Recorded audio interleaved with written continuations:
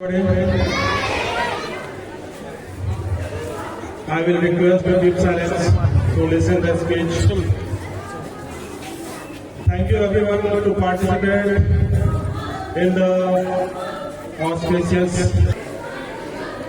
On the occasion of this 75th Republic Day, today I will say something important for the students as well as the parents. सबसे पहले मैं उनका शुक्रिया अदा करना चाहूँगा कि जो इतने कोल्ड मौसम के बाद भी यहाँ पर आए, इस प्रोग्राम में शामिल हुए। ये खास तौर से हमारे पेरेंट्स हैं, गेस्ट हैं और जो भी वेल विशर्स हैं वो आए, उनका बहुत बहुत शुक्रिया। दूसरी बात यह है कि जो बच्चे हैं उनका जो जोश है वो इस बात को बताता है कि बच्चे कितना ज्यादा इसको जरूरी समझते हैं। बच्चों, जैसे जैसे हमारा देश आजादी के साल यानी 1947 से आगे बढ़ता जा रहा है, वैसे वैसे ऐसा महसूस हो रहा है कि हम लोग काफी आगे निकल चुके हैं। लेकिन इसका मतलब ये नहीं होता है कि जिन लोगों के बदौलत हम लोग यहाँ तक पहुँचे हैं उनकी कुर्बानी को हम भुला दें। उनकी कुर्बानियों को याद करने का ये जो मौका है उसको हम लोग नहीं भुला सकते हैं। जिन लोगों की कुर्बानी की बदौलत हमें आज़ादी मिली और हमें अपना देश चलाने के लिए एक महान दुनिया का सबसे बड़ा लिखित संविधान मिला, जिसके तहत हमारे देश में सरकारें चलती है, हमारे देश में सारे शासन प्रशासन होते हैं। तो आज हम इसी छोटी सी जो कहानी है संविधान बनने के पीछे, उसको यहाँ पर जिक्र करेंगे। सारे बच्चे ध्यान से सुनेंगे। ये उनके एकेडमिक कैरियर के लिए बहुत जरूरी है कि वो समझें कि आखिर हम रिपब्लिक डे क्यों मनाते हैं। तो बच्चों, आपको मालूम होना चाहिए कि 26 जनवरी 1950 को हमारे देश में, हमारे आजाद भारत देश में संविधान लागू हुआ था। आपको यह भी जानकारी होनी चाहिए कि 26 जनवरी 1949 ईस्वी में ही देश का संविधान तैयार हो चुका था।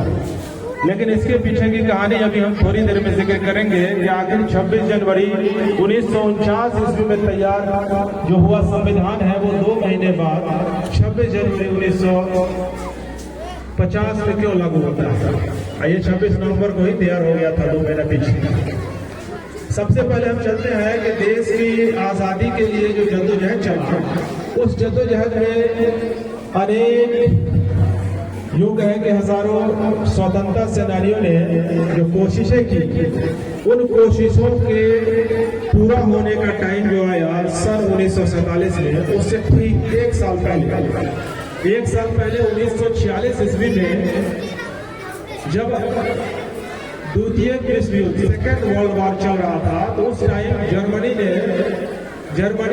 जो एक देश है जहां का तानाशाह जो लीडर था वो हिटलर था। आप लोगों को मालूम होना चाहिए हिटलर के बारे में।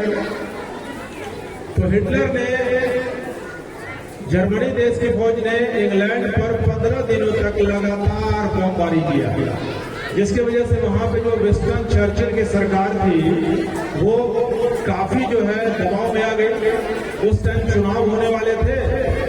फिर जो विपक्ष के नेता थे लेबर पार्टी के, वो थे क्लिंट एटली ने भारतीयों को यह आश्वासन दिया था, क्योंकि इनकी लड़ाई चल रही थी, आश्वासन दिया था कि अगर हमारी सरकार सत्ता में आती है तो हम भारत को आजाद कर देंगे। फिर बात क्या थी, जो बरसों से कोशिशें चल रही थी भारत को आजाद कराने की, हमारे स्वतंत्रता सेनानियों को ये लगा कि एक अच्छा मौका है। फिर उन्होंने क्लिंट एटली को सपोर्ट किया और जब चुनाव हुआ तो क्लिंट एटली की सरकार बनी और उन्होंने अपने वादे के मुताबिक भारत को आजाद करने का जो प्रोसेस है वो जारी किया। इसके लिए उन्होंने जो है सन 1946 ईस्वी में कैबिनेट मिशन को भारत भेजा। उनका कहना था कि भाई हम लोग अंग्रेज हैं, अगर भारत को आजाद कर देंगे तो फिर यहाँ पे शासन कैसे चलेगा? यहाँ पर शासन चलाने के लिए ऐसे ट्रेंड लोगों की उस टाइम में जो है जरूरत थी, जिसके लिए भारत में अंतरिम सरकार का गठन हुआ, जो 5 साल तक उन लोगों के देख रेख में सरकार चलाने वाली थी।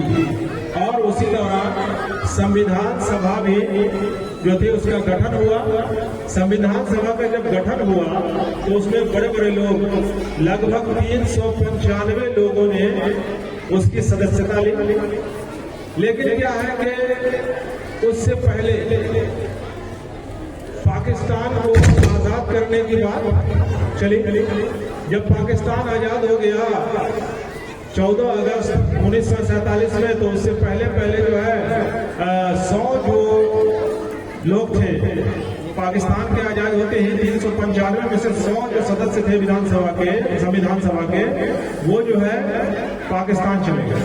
अब ये संविधान सभा के सदस्य जब पाकिस्तान चले गए तो इधर बच गए 295। इनमें से भी जो है लगभग 11 लोग काफी उम्र होने की वजह से गुजर गए, तो 284 लोग बचे।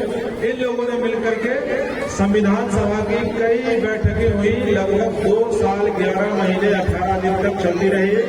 तरह तरह की जो समितियां बनी, किसी ने राज्य के विषय पे कानून बनाया, किसी ने जो है केंद्र के विषय पे कानून बनाया, विदेशों के संविधान से बहुत सारा स्टडी किया गया। संविधान सभा की कई बैठकें होती रही। आखिरकार जाकर के संविधान जो बना उसमें 22 भाग 395 अनुच्छेद जिसे आर्टिकल्स कहते हैं और 8 अनुसूचियां शामिल की गई। कुल मिलाकर के ये जो संविधान है भारत का, वो विश्व का सबसे बड़ा लिखित संविधान तैयार है। तो आप लोगों को ये कहानी सुनकर के लगा होगा कि हमारा देश ऐसे ही आजाद हो गया, ऐसे ही यहाँ पे शासन पर शासन चल रहा है। नहीं, इसमें काफी जद्दोजहद, काफी स्ट्रगल हमारे स्वतंत्रता सेनानियों ने किया है। तो प्यारे बच्चों, इस बात को हम लोग जो है ध्यान में रखेंगे कि उसी के खुशी में जब संविधान तैयार हो गया 26 नवंबर 1949 ईस्वी को, तो 2 महीना बाद, अब उस कहानी पे आते हैं कि 2 महीना बाद इसे लागू क्यों किया गया। तो 26 जनवरी 1950 को लागू करने का की जो वजह थी वो ये थी कि सन 1930 ईस्वी में कांग्रेस के लाहौर अधिवेशन में ही पंडित जवाहरलाल नेहरू की अध्यक्षता में पूर्ण स्वराज की मांग की गई थी और वो तारीख था 26 जनवरी का। और 26 जनवरी को 1930 ईस्वी से ही लोग भारत के जो स्वतंत्रता सेनानी थे उस टाइम से ही स्वतंत्रता दिवस के रूप में मनाते आ रहे थे। उसी डेट को यादगार बनाने के लिए 26 जनवरी 1950 ईस्वी को भारत का संविधान लागू किया गया। तो बच्चे, हम समझते हैं कि ये बात कि हम लोग गणतंत्र दिवस जिसे रिपब्लिक डे के नाम से जाना जाता है, उर्दू में यौम जमहूरिया कहते हैं, हम इसे क्यों मनाते हैं, ये बात समझ में आ गई होगी सबको। अगर समझ गए हैं तो इसके बाद हम ज्यादा टाइम नहीं लेंगे और सभी बच्चे आगे का भी प्रोग्राम है बहुत सारा, तो उसको भी ध्यान में रखते हुए एक शेर है अल्लामा इकबाल का इन बच्चों के लिए कि मंजिल से आगे बढ़कर मंजिल तलाश कर, मंजिल से आगे बढ़कर मंजिल तलाश कर, मिल जाए तुझको दरिया तो समंदर तलाश कर, मिल जाए तुझको दरिया तो समंदर तलाश कर। हर शीशा टूट जाता है पत्थर की चोट से, हर शीशा टूट जाता है पत्थर की चोट से, पत्थर ही टूट जाए वो शीशा तलाश कर। सजदों से तेरे क्या हुआ सदियां गुजर गई, सजदों से तेरे क्या हुआ सदियां गुजर गई, दुनिया तेरी बदल दे वो सजदा तलाश कर, दुनिया तेरी बदल दे वो सजदा तलाश कर। तो सभी बच्चों को इस मौके से हम यही कहेंगे कि अपनी मंजिल की तलाश में पूरी तन मन धन से लगे रहना है, कोशिश जारी रखनी है और मंजिल पर पहुंचकर ही दम लेना है। इस बात को ध्यान में रखना है। मौसम